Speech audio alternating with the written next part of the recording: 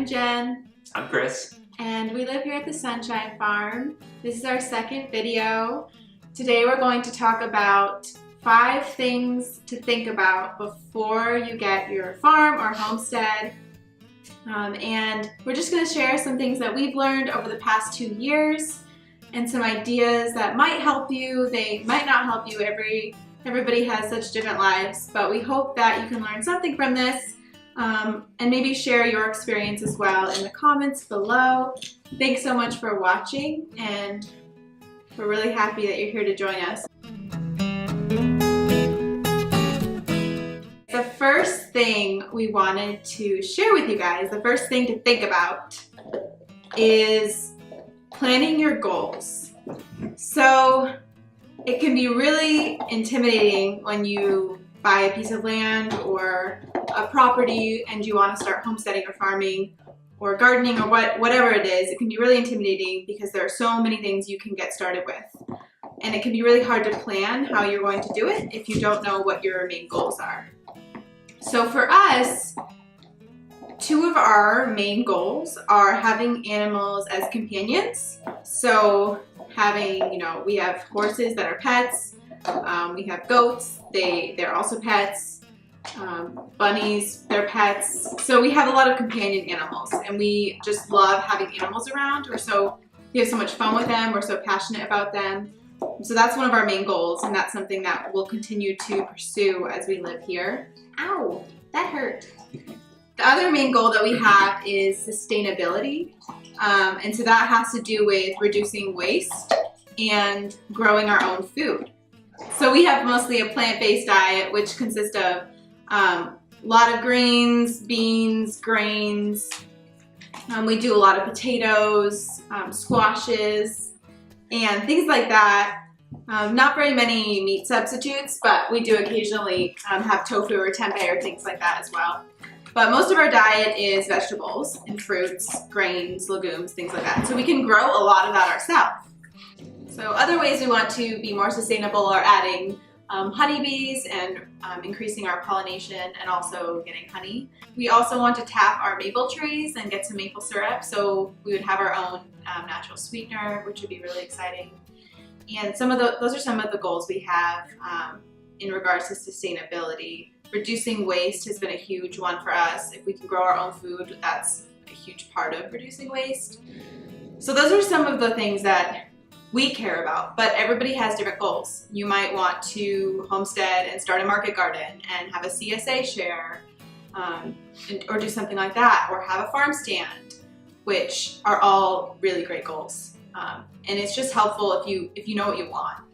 That's going to help plan what you're going to do with your farm and homestead and what you're going to do first. It's kind of like starting a mission statement for a company or organization, but for your farm, and that will help guide the work that you do and where you're going, and as you embark on this adventure. Yeah. So that's number 1.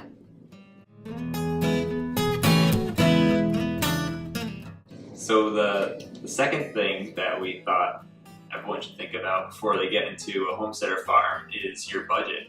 So one of the biggest adjustments for us was moving from the city where we were living previously, and then coming out to our 12-acre property out here, and the large cost jump in the expenses that are needed on a monthly basis, on a daily basis.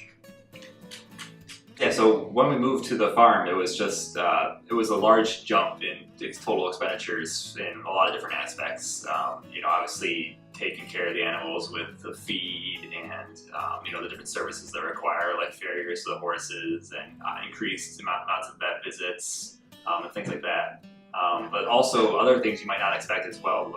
Once again, us living in a winter climate, you are going to have likely an increase in utility bills in the winter because of things like electric heaters to keep your waters unfrozen and so that your animals outside have a constant supply of water. Mm-hmm. So all to say is that with the large increase in the amount of things we had to take care of, and a little bit more of an increase in terms of the uncertainty of our expenses as well, we had to take much more concrete steps to actually budgeting and planning out how we were going to use our finances to make sure that we weren't overspending and exhausting the money that we were earning.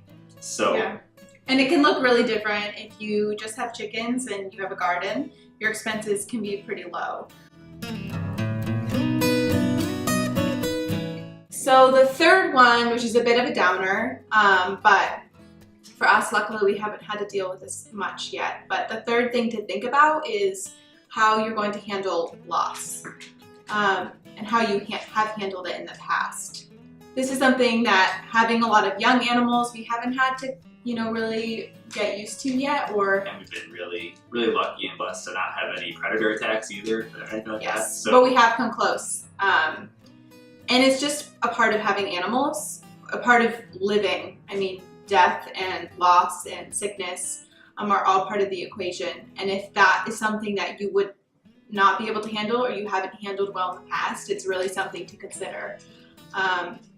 For us, it's just a part of life. And you have happiness and you have sadness, and those things all come together. And the animals provide us with so much happiness. We love having them. And they're so fun to have in our lives that for us it's worth dealing with the hard times.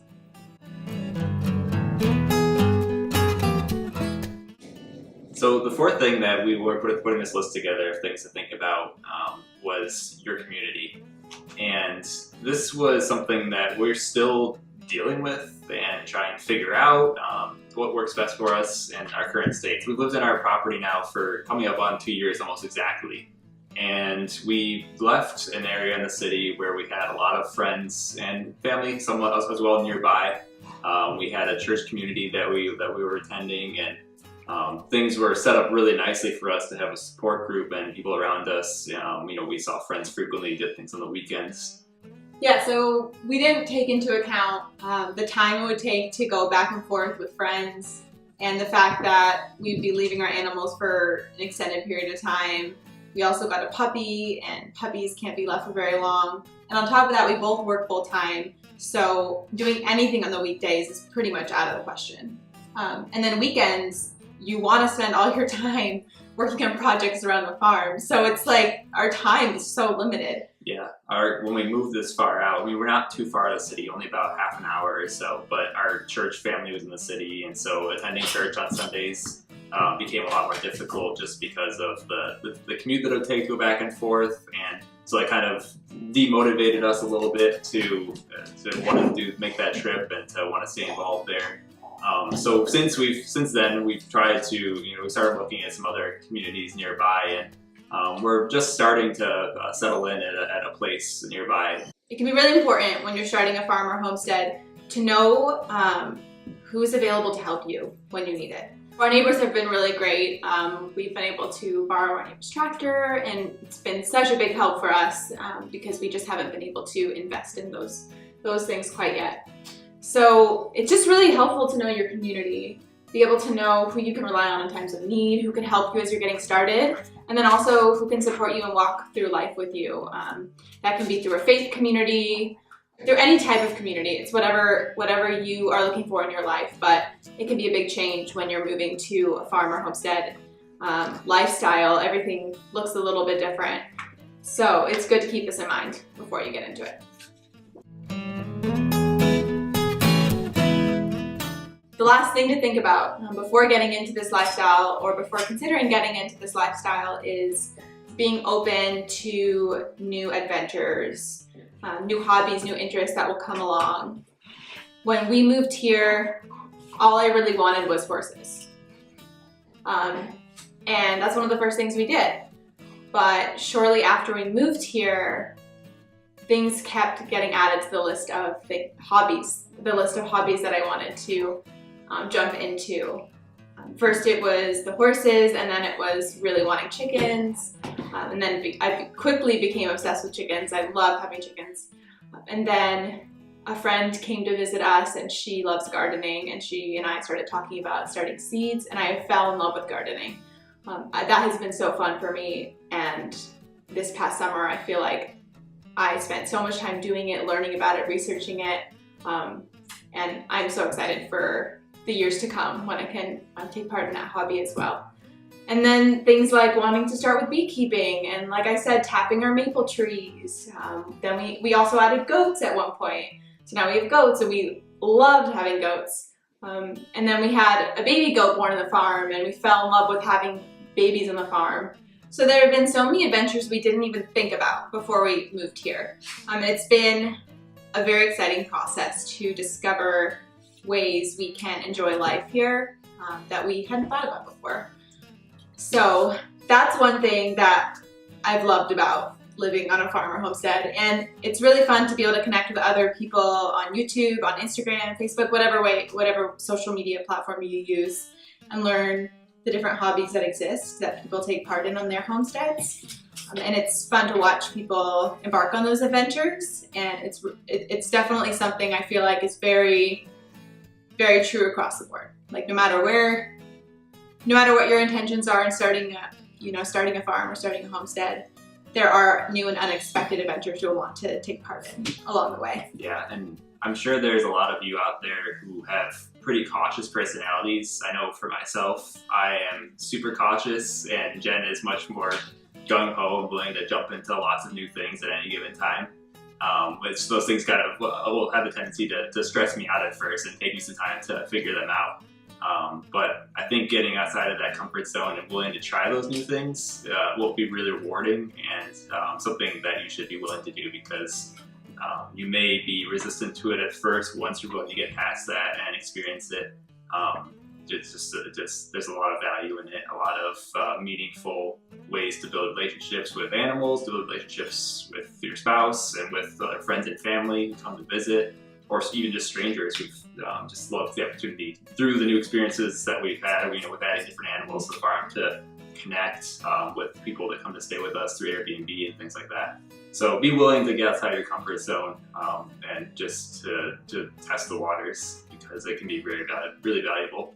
Yeah, definitely. So those are our 5 things that we hope will be helpful to you, things to think about before you start a farm or homestead. I know that a lot of other channels have posted similar videos, and each of us has something a little different, and I think that's because we all have very unique experiences, and that's a really great thing. We can be resources to each other as we start this journey, and I hope that we can be a resource to you if you're considering this journey. And this is by no means an exhaustive list of things to think about too. There's so many things that we could spurt off if we had hours to think about it. If you guys have any other ideas or things to share where that kind of make your guys' top 5, we'd love to hear those and see, just kind of how those things match up with us and where we kind of mesh in the things that we're thinking about with other people in similar lifestyles. Yeah, and if you disagree, please let us know, because I'm really curious about what you guys think your list of things to think about would be. And so I'd love to hear what you guys think and have to say about this. So please comment or send us a message. We'd love to hear from you. Thanks for watching this video. We're so happy you could join us. And we look forward to sharing our next video with you guys. Thanks. Say bye, Junior.